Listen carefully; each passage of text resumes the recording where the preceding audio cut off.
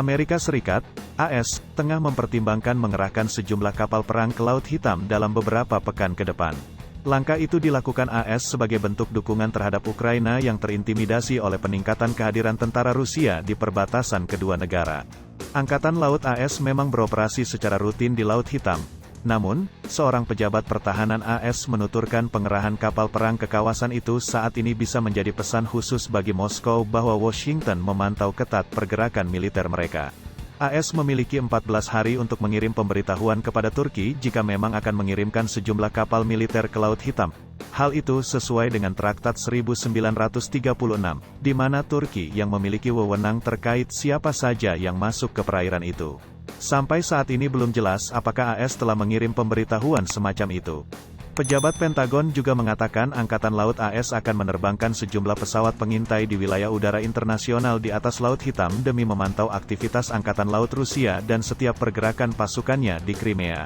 Pada Rabu tanggal 7 April tahun 2021, dua pesawat pengebom B-1 AS melakukan misi patroli di atas Laut Aegea. Meski AS tidak melihat pengerahan pasukan Rusia ke perbatasan dekat Ukraina sebagai tindakan yang mengancam, pejabat Pentagon mengatakan Washington bisa segera menanggapi jika ada perubahan ancaman di kawasan itu. Sejauh ini, AS menilai pasukan Rusia tersebut sedang melakukan pelatihan militer. Sampai saat ini, intelijen AS belum mendapat sinyal terkait perintah militer apapun dari Rusia terkait manuver mereka di perbatasan dekat Ukraina.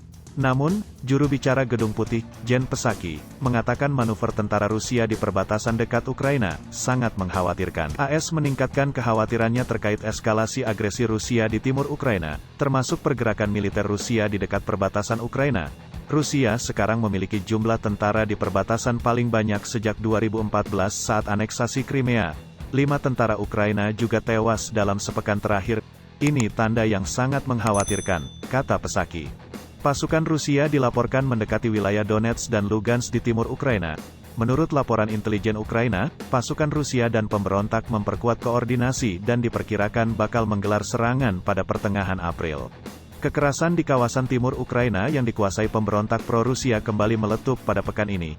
Dilaporkan 20 tentara Ukraina meninggal dan 57 lainnya terluka dalam kontak senjata dengan pemberontak sejak awal 2021. Padahal, kedua belah pihak sudah menekan perjanjian gencatan senjata. Namun, kesepakatan itu dinilai rapuh.